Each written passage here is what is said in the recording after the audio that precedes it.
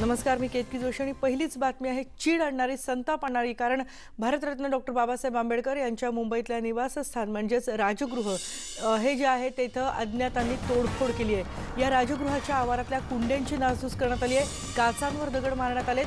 हल्लेखोरांनी घराबाहेरचे सीसीटीव्ही सुद्धा फोडलेले आहेत. आपल्याला माहिती आहे की भारतरत्न डॉक्टर बाबासाहेब आंबेडकर यांचं राजगृह हे जे निवासस्थान आहे मुंबईतलं, हे फक्त राज्यभरातलं नाही, देशभरातलं नाही, तर जगभरातल्या अनेकांचं महत्त्वाचं भेट देण्याचं ठिकाण आहे. कारण तिथे पुस्तकांसाठी खास हे घर डॉक्टर बाबासाहेब आंबेडकरांनी तयार केलेलं होतं. हे ज्या लोकांनी ही नासधूस केली, ज्या समाजकंटकांनी ही नासधूस केलेली आहे, ते दोघंही जण अर्थातच फरार आहेत. त्यांचा शोध सुरू आहे. दरम्यान आंबेडकर कुटुंबियांनी सीसीटीव्ही फुटेज पोलिसांना दिले. मंगळवारी संध्याकाळी हा हल्ला झालेला आहे. अर्थातच याचा सगळ्या स्तरातून निषेध होतो. जनतेस आवाहन करतोय की आपण शांतता ठेवली पाहिजे.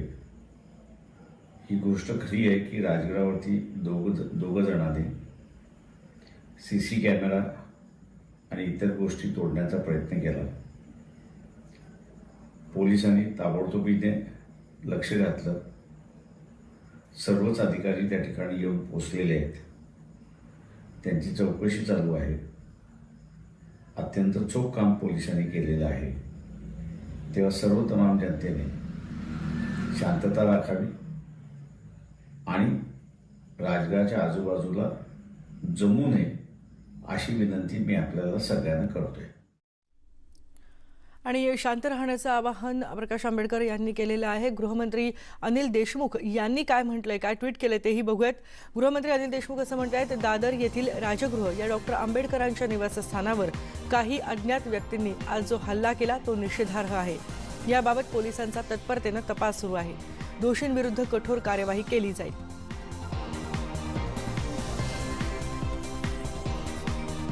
आपल्या सोबत आहेत आमचे प्रतिनिधी अजित मांढरे. अजित, बाबासाहेबांचं हे घर, हे निवासस्थान, राजगृह हे फक्त एक घर नाहीये, तर ते त्यांचं स्मारक आहे. त्यांच्या असंख्य स्मृती तिथे आहेत. हजारो लाखो पुस्तकं तिथे आहेत. अर्थातच प्रत्येकाच्या मनामध्ये तिथे वेगळं स्थान आहे या राजगृहाचं. अशा राजगृहावर हल्ला केला जातो. काल संध्याकाळी हा हल्ला केला जातोय. अजूनपर्यंत सीसीटीव्ही फुटेज असूनही हे हल्लेखोर कोण आहेत, कुठून आलेत कळत नाही. सुरक्षा व्यवस्था तिथे नीट नव्हती का? कितकी पोलिसांनी अधिकृत याबाबत जी माहिती आहे की नेमकी ते व्यक्ती कोण होते किंवा सीसीटीव्ही फुटेज मिळालेत का, तपास सुरू आहे, ही माहिती पोलिसांनी दिलेली आहे. हे राजगृह आहे. या ठिकाणी काल साधारण 5:30 वाजता दोन व्यक्तींनी तोडफोड केली होती. नेमकं काय कारण आहे तोडफोड करण्याचं ते स्पष्ट झालेलं नाहीये. मात्र बाहेर पडलेल्या ज्या कुंड्या आहेत त्या कुंड्यांची नासधूस करण्यात आली होती. इतर कोणतं नुकसान ते पोहोचू शकले नाही. सुदैवानं संपूर्ण आतील इमारत जी आहे ती पूर्णपणे चांगली आहे. कोणतीही अप्रिय घटना या ठिकाणी घडलेली नाहीये. मात्र ते दोन व्यक्ती कोण होते, माथेफिरू होते, गर्दुल्ले होते का कोण होते, याचा तपास पोलीस करतायत. पोलीस अतिशय संवेदनशील पद्धतीनं या संपूर्ण घटनेचा तपास करतायत. वरिष्ठ पोलीस अधिकारी, डीसीपी असतील, सिनियर पी असतील, ऍडिशनल सीपी असतील, सीपी असतील, सर्वांनीच या संपूर्ण प्रकरणामध्ये लक्ष घातलेलं आहे. आणि त्यामुळे या प्रकरणाची गांभीर्यता लक्षात घेता पोलिसांनी विविध पथकं तयार करून नेमके ते व्यक्ती कोण होते त्यांचा तपास करतायत. त्याचबरोबरीनं सीसीटीव्ही फुटेज जे आहे ते तपासलं गेलेलं आहे. ज्यावेळी ते माथेफिरू आले होते त्यावेळी नेमके सीसीटीव्ही कुठे होते त्यांची तोडफोड केली गेलेली आहे आणि कुंड्यांची देखील त्या ठिकाणी तोडफोड केली गेली आहे. नेमका हा प्रकार काय घडला होता त्या सर्व बाबींवर बोलण्याकरता आपल्यासोबत आंबेडकर चळवळीचे कांबळे साहेब. कांबळे साहेब, कुठे तोडफोड केली गेली साधारणपणे आणि आता नेमकं काय पोलिसांची चर्चा होते? काल संध्याकाळी 5:30 वाजता आपण जिथे उभे आहोत त्याच्या मागच्या कंपाऊंडमध्ये राजगृहाच्या आतील बाजूस जितक्या कुंड्या आहेत झाडाच्या, त्या टोकापासून ते या टोकापर्यंत सगळ्या उलट्या सुलट्या करून फेकल्या होत्या, तोडल्या होत्या, दगडफेक केली गेली. त्या दगडफेकीमध्ये 2-3 काचा या ठिकाणी खिडक्यांच्या फुटलेल्या आहेत. त्याच्यानंतर माती फेकली होती. हे अज्ञात माथेफिरूंना शोधण्याचं काम मुंबई पोलीस करीत आहेत. या जिल्ह्याचे अतिरिक्त पोलीस आयुक्त विरेश प्रभू असतील, DCP Saurabh Tripathi, senior PI Ghatke साहेब असतील, यांनी रात्री उशिरा या ठिकाणी येऊन डॉक्टर बाबासाहेब आंबेडकरांचे नातू आदरणीय भीमराव आंबेडकर, आदरणीय आनंदराजे आंबेडकर यांची भेट घेतलेली आहे आणि बाळासाहेब आंबेडकर, भीमराव आंबेडकर आणि आनंदराव आंबेडकर. सीसीटीव्ही कॅमेरे कुठे होते आणि त्याची तोडफोड कशी करण्यात आलेली आहे साधारणपणे, आणि सुरक्षा व्यवस्था जी आहे त्या बाबतीत काय सांगाल? सीसीटीव्ही कॅमेरे राजगृहाच्या आतमधल्या बाजूला त्या ठिकाणी आहेत. त्या सीसीटीव्ही कॅमेऱ्याच्या फुटेजमध्ये तो आरोपी या ठिकाणी दिसत आहे. त्याचे व्हिज्युअल्स आलेले आहेत. त्याचा तपास, पुढील तपास पोलीस करत आहेत. पण नेमकं या संपूर्ण घटनेमध्ये पोलिसांशी आता आपलं काय बोलून झालेलं आहे? पोलिसांचा तपास कुठपर्यंत पोहोचलेला आहे, काय पोलीस सांगतायत? रात्री 12:30 वाजेपर्यंत डीसीपी त्रिपाठी यांच्याशी आमचं बोलणं झालेलं आहे. आता थोड्या वेळात अधिकृतरित्या त्याच्यामध्ये काही टेक्निकल गोष्टी आहेत, त्याच्यावरती चर्चा होऊन पुढचा तपास ते काय करत आहेत ते सांगतील. पण आरोपीचा शोध घेण्याचं काम सुरू आहे. पण नुकसान झालेलं आहे साधारणपणे त्याचे काही मोजमाप केले गेले आहे का, आणि त्याबाबत कुठे पोलीस व्यतिरिक्त कुठे तक्रार केली गेली का, ते कसं भरून निघेल? तशा प्रकारची तक्रार अजून केलेली नाही आहे आणि मोजमापही करण्यात आलेला नाही. फक्त पंचनामा जो आहे तो पंचनामा पोलिसांनी योग्य रीतीने केलेला आहे. पोलिसांनी पंचनामा केलेला आहे. बाहेरचं पॅसेज जो आहे, या पॅसेजमधल्या सर्व कुंड्या ज्या आहेत त्या कुंड्यांची त्या ठिकाणी मोडतोड करण्यात आली होती. सगळ्या कुंड्या ज्या आहेत त्या पाडण्यामध्ये आल्या होत्या. त्याच पद्धतीनं तुम्हाला या ठिकाणी दाखवू इच्छितो की दगडफेक देखील तुरळक प्रमाणात करण्यात आली होती. त्यामुळे ज्या खिडक्या आहेत त्या खिडक्यांच्या काचा ज्या आहेत त्या काचा त्या ठिकाणी फुटलेल्या आहेत आणि सीसीटीव्ही कॅमेरे जे होते त्या कॅमेऱ्याची देखील मोडतोड करण्यात आलेली आहे. मुळात हे जे काचा फुटलेले आहेत त्याच्या अनुषंगे तो वरती सीसीटीव्ही कॅमेरा जो आहे त्या कॅमेरा तोडण्याचा प्रयत्न केला जात होता. अशी जी संपूर्ण घटना आहे ती ते कांबळे आहेत त्यांनी वर्तवली आहे. अजित, हाच एक प्रश्न आहे. नेमकी ही विकृती काय? अजित, हाच प्रश्न आहे की हे हल्लेखोर संध्याकाळी आले असं सांगितलं जाते, त्यावेळेला तिथे बाहेर इथे सुरक्षा व्यवस्था नव्हती का? नक्कीच सुरक्षा व्यवस्थेचा खराच एक मुद्दा आहे, कारण का सध्या लॉकडाऊनचा वेळ होती आणि या लॉकडाऊनच्या काळामध्ये संपूर्ण जो हा राजगृह आहे, ही संपूर्ण वास्तू जी आहे ती पूर्णतः बंद होती. असं असताना देखील नेमकं काय केलं गेलं? दादा, इथे सुरक्षा रक्षक असतात का नेहमी? इथे कोणीच नसते. म्हणजे आम्ही इथं सेवक म्हणून असतो. बाकी पोलीस प्रोटेक्शन कुठल्याही प्रकारचं काहीच नाही. हे काही नाही. आम्ही किती वेळेस ते अर्ज केलेले की तुम्ही इथं पोलीस प्रोटेक्शन का देत नाहीये, तर कधी काय उडवाडीचे उत्तर मिळाले आहेत. मध्यंतरी एक असंच छोटासा काय घालतं तर इथं म्हणजे व्हिजिटर बुक ठेवलेलं, पोलिसांचं व्हिजिटर बुक, ते पण यायचं बंद झालं. मग पोलीस हलगर्जीपणा का करतात म्हणजे काही कळत नाही. जाणबुजून त्याला इग्नोर करते. म्हणजे समजा इमारतीमार्फत खासगी सुरक्षा रक्षक असतील किंवा पोलीस असतील, आम्ही स्वतः इथं स्वयंसेवक म्हणून इथं आहोत. सरकारी मार्फत इथं कुठल्याही प्रकारचं काहीच होत नाही. या काल जी घटना घडली तेव्हा स्वयंसेवक ते होते इथे? कोणी नव्हतं इथं, कारण पाऊस जोरदार होता आणि जे काय कोरोना प्रॉपर आहे त्यामुळे इथं कोणी अलावही करत नव्हतं. एकदम शांत ठेवलेलं वातावरण, कारण आपल्या घरी पण काही वयस्कर लोक आहेत त्यामुळे आपल्याला काळजी घ्यायला लागते या गोष्टीची. त्यामुळे इथं कोणी नव्हतं. पण फक्त जे काही पोलीस प्रोटेक्शन आहे ते काय इथे ठेवत नाहीत. काय प्रकार आहे, काय मागणी होती? बसस्टॉप इथे आहे. हे बसस्टॉपचं काय काम आहे? कारण इथे रेखी करू शकते बसून, बसस्टॉपवरती बसून, तेही त्याच्यावर कोण बोलत नाहीये. हे सगळ्या बाबासाहेब काढल्या कुंड्या, ह्या सगळ्या पाडल्या गेलेल्या आहेत. ह्या खूप जुन्या कुंड्या आहेत, काही व्हॅल्यू आहे तरी पण त्याची नासधूस करण्यात आलेली. हा पूर्ण जवळपास तुम्ही बघा हे काही दगड मिळणार नाही. तर मग दगड कुठून आले त्यांच्याकडे? हे प्री प्लॅन दिसतं. हे तर कुठल्याही प्रकारचं ह्याच्यामध्ये काय हे सांगता येत नाही आपल्याला. जो काय केला हा प्लॅनिंग निसर केलेला दिसतोय प्रकार तो. मग पोलीस सुरक्षे बाबतीत नेमकं काय बोलणं झालं होतं आणि तुमची काय मागणी होती? काही वर्षापूर्वी आपले काही कार्यकर्त्यांनी त्यांना निवेदन दिलं की इथं काहीतरी पोलीस प्रोटेक्शन असावं, तर त्यांनी सांगितलं हो करतो म्हणून. त्यावेळेस त्यांनी काही नोंद वही ठेवली होती, व्हिजिटर बुक म्हणून. त्यांनी फक्त सही करायचे. काही दिवस ते चालल्यानंतर ते बंद झालं. मग ते का बंद झालं? खरंच सुरक्षा व्यवस्था या ठिकाणी गरजेची आहे, जेणेकरून असे जे प्रकार आहेत ते घडणार नाही आणि त्यामुळे कायदा सुव्यवस्थेचा प्रश्न निर्माण होणार नाही. जी घटना घडलेली आहे ती अतिशय निंदनीय आहे. यापुढे देखील अशी कोणतीही घटना घडू नये याकरता नक्कीच सर्वांनी एक विशेष काळजी घ्यावी. पोलीस विशेष काळजी घेतीलच. पोलीस या सगळ्या घटनेमध्ये तपास करतात आणि नक्कीच या प्रकरणातील जे आरोपी आहेत त्यांना अटक केली जाईल. धन्यवाद अजित इथल्या सगळ्या माहितीबद्दल. पण इथे बाहेर सरकारी सुरक्षा व्यवस्था का नसते हा खरोखरच एक खूप मोठा प्रश्न आहे. आणि ही नासधूस होणं हे फक्त एका घरापुरतं मर्यादित नाहीये, तर ते स्मारक आहे ज्या माणसाने आपल्याला संविधान दिलंय, जो जी व्यक्ती भारतरत्न आहे अशा व्यक्तीचं स्मारक हे आहे. आणि तिथे येऊन नासधूस केली जाते आणि हल्लेखोर अजूनही सापडत नाहीयेत. लवकरात लवकर अटक करावी या हल्लेखोरांना अशी मागणी होते. विरोधी पक्षनेते देवेंद्र फडणवीस यांनी सुद्धा याबद्दल ट्विट केलंय. काय ते म्हणतात ते बघूयात.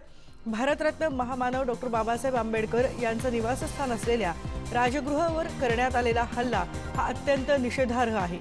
आरोपींना तात्काळ अटक व्हावी अशी आमची मागणी आहे. मी स्वतः माननीय भीमराव अर्थात दादासाहेब आंबेडकरजी यांच्याशी फोनवर चर्चा केली. तसंच अतिरिक्त पोलीस आयुक्तांशी चर्चा करून आरोपींना तात्काळ अटक करण्याची मागणी केली आहे.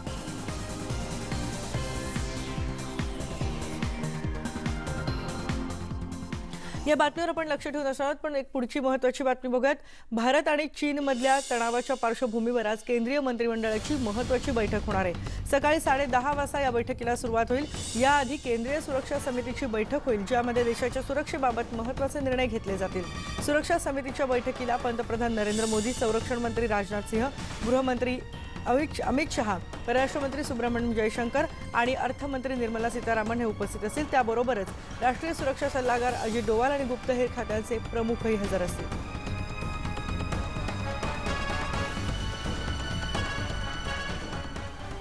तर दुसरीकडे गलवान खोऱ्यातून अखेर चीनी सैन्य मागे हटलंय. सॅटेलाईटद्वारे गलवान खोऱ्याची घेतलेली ताजी छायाचित्र उपलब्ध झाली आहेत आणि राष्ट्रीय सुरक्षा सल्लागार अजित डोवाल आणि चीनचे परराष्ट्र मंत्री वँग यी यांच्यात चर्चा झाल्यानंतर चीननं इथलं सैन्य मागे घेतलं. या सॅटेलाईट दृश्यांमधून स्पष्ट दिसतंय की आधी चीनची पीपल्स रिपब्लिकन आर्मी ज्या ठिकाणी होती तिथून आता मागे हटली आहे. गोग्रा आणि हॉट स्प्रिंग्स इथूनही लवकरच सैन्य मागे घेतलं जाणार आहे. या दोन महत्त्वाच्या बातम्या आता आहेत आलेल्या आपल्याकडे. एकतर केंद्रीय मंत्रिमंडळाची एक बैठक होते, त्याआधी केंद्रीय सुरक्षा समितीची एक महत्त्वाची बैठक होणार आहे आणि दुसरीकडे गलवानमधून चीनी सैन्य त्यांच्या जागेवरून मागे हटलेलं आहे. सॅटेलाईटवरून ही सगळी छायाचित्र उपलब्ध झालेली आहेत. ज्या जागी ते सैन्य होतं पूर्वी त्याच्यापासून आता ते पूर्णपणे मागे गेल्याचं स्पष्ट दिसतं आहे. आणि फक्त तिथेच नाही तर गोग्रा आणि हॉट स्प्रिंग्स इथूनही लवकरच सैन्य मागे घेतले जाणार आहे असं देखील सांगितलं जात आहे. आपल्या सोबत आहेत आमचे प्रतिनिधी प्रशांत लीला रामदास. प्रशांत, दोन महत्त्वाचे मुद्दे. एक तर आज केंद्रीय मंत्रिमंडळाची बैठक होती, त्याच्या आधी केंद्रीय सुरक्षा समितीची बैठक होती आणि दुसरीकडे गलवान खोऱ्यातून चीननं सैन्य मागे घेतलेलं आहे. काय आजच्या घडामोडी असतील आणि याबद्दलचे काय अपडेट्स नवी दिल्लीतून मिळत आहेत? आपण संपर्क साधणार आहोत. काही तांत्रिक कारणामुळे आपला संपर्क होऊ शकत नाहीये, पण मंत्रिमंडळ बैठकीआधी आज केंद्रीय सुरक्षा समितीची देखील बैठक होणार आहे. गेल्या काही दिवसातल्या भारत चीन तणावाच्या पार्श्वभूमीवर त्यानंतर पंतप्रधान नरेंद्र मोदी यांच्या तिथल्या गलवान लेहमधल्या भेटीनंतर चीननं आता सैन्य माघारी घेतलेलं आहे. अजित डोवाल यांची चर्चा झाली ती परराष्ट्र मंत्र्यांची चीनच्या, त्यानंतर सैन्य गलवान खोऱ्यातून मागे घेतलेलं आहे. या सगळ्या घडामोडी पाहता सीमेवर आता सुरक्षा वाढवणं जास्त गरजेचं आहे आणि म्हणूनच संरक्षण क्षेत्राबाबत कदाचित आणखी महत्त्वाचे निर्णय घेतले जाऊ शकतात. याच अनुषंगानं केंद्रीय सुरक्षा समितीची बैठक होणार आहे आणि त्यानंतर मग केंद्रीय मंत्रिमंडळाची बैठक होईल. केंद्रीय सुरक्षा समितीच्या बैठकीत पंतप्रधानांसह गृहमंत्री, परराष्ट्र मंत्री, संरक्षण मंत्री आणि त्याचबरोबर अर्थमंत्री आणि राष्ट्रीय सुरक्षा सल्लागार हजर असतील.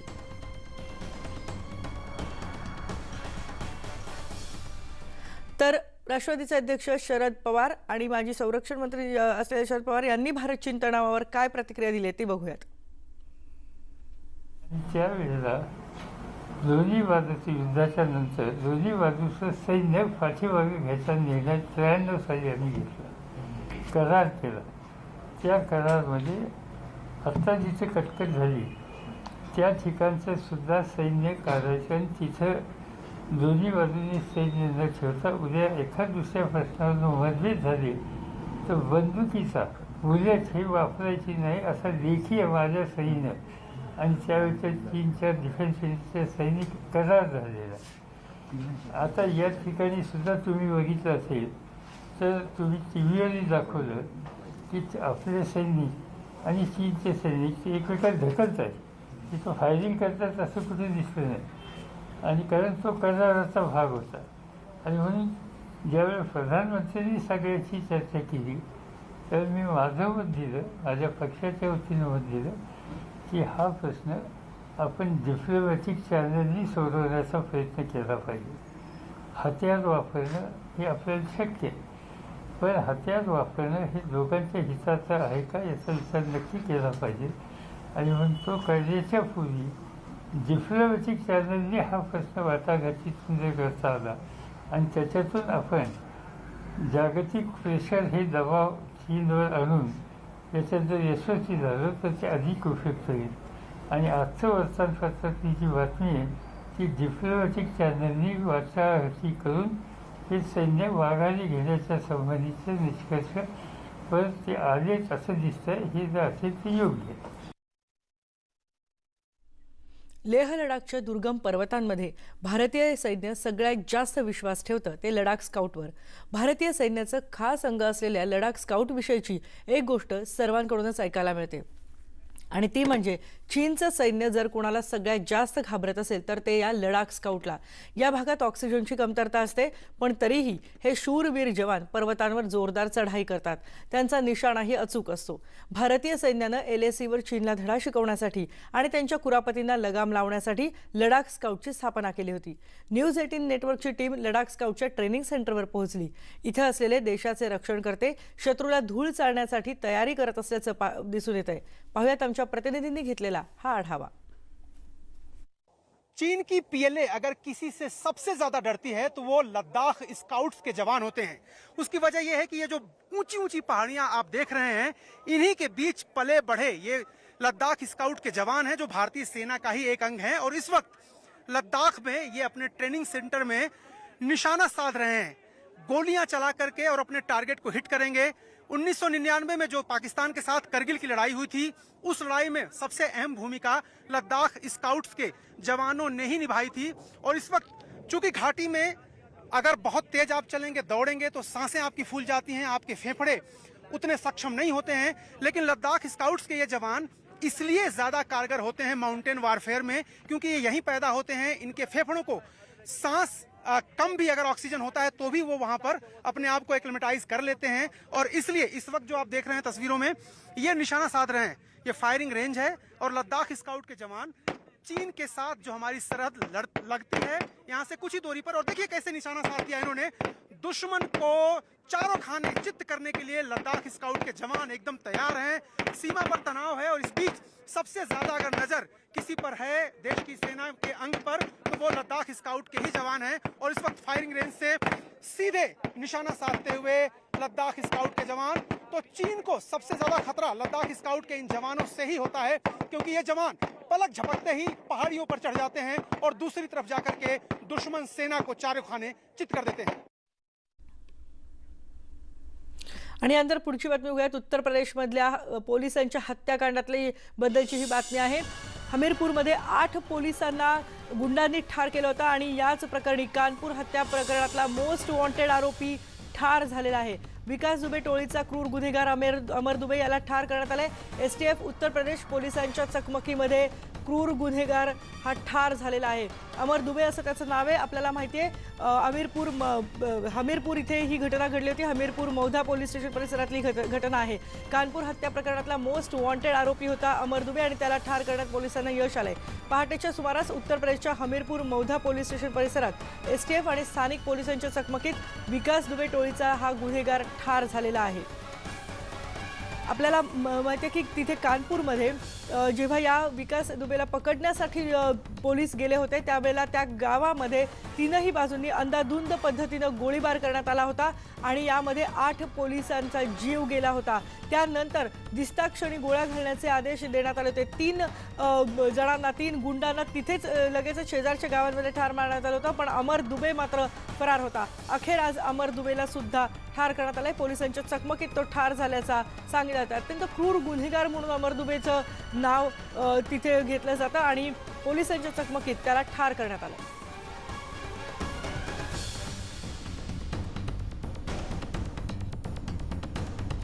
कानपूर मधल्या या पोलिसांच्या हत्याकांडामुळे अक्षरशः संपूर्ण देश हादरलेला होता.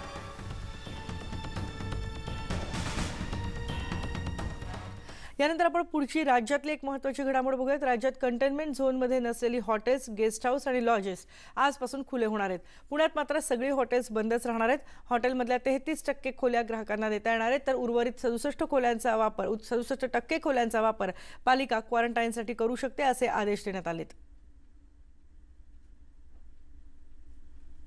तर पुण्यातली हॉटेल्स मात्र सध्या बंदच राहणार आहेत. पालिका आयुक्त शेखर गायकवाड यांनी न्यूज 18 लोकमतला ही माहिती दिली आहे.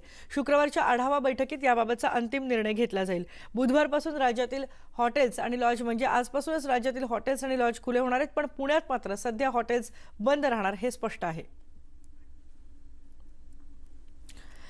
आणि यानंतर आपण इथे एक ब्रेक घेतोय. ब्रेकनंतर बघणार आहोत आणखी काही महत्त्वाच्या घडामोडी.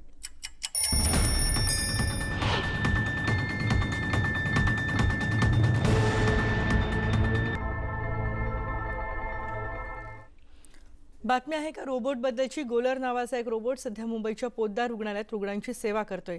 रुग्णांपर्यंत अन्न, पाणी आणि औषध पोहोचवण्याचं काम गोलर करतोय. #वॉर अगेन्स्ट व्हायरसमधलं हे महत्त्वाचं पाऊल आहे. करोनाच्या रुग्णांशी कमीत कमी संपर्क व्हावा यासाठी रोबोटच्या माध्यमातून रुग्णांपर्यंत सेवा पुरवली जाणार आहे.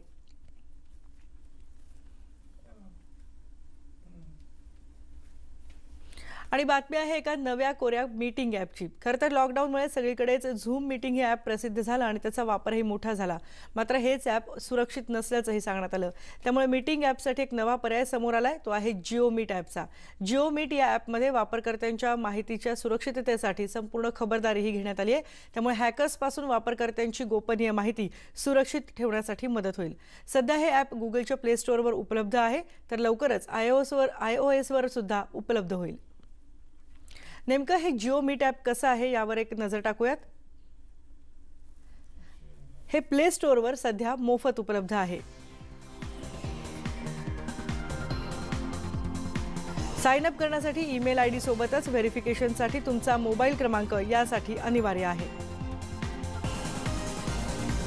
HD ऑडिओ आणि व्हिडिओ क्वालिटीचं हे ॲप आहे. एकाच वेळेला सुमारे 100 जणांना याद्वारे तुम्हाला तुमच्या मीटिंगमध्ये सहभागी करता येऊ शकतो. मीटिंगचा कालावधी हा तब्बल 24 तासांपर्यंत देखील शक्य आहे. एका डिव्हाइसवरून दुसऱ्या डिव्हाइसवर कॉल ड्रॉप न करता मीटिंग सुरू ठेवणं या ॲपमुळे शक्य आहे. आणि एकाच वेळी तुमच्या मोबाईल स्क्रीनवर तुम्ही 9 जणांना सुद्धा पाहू शकाल.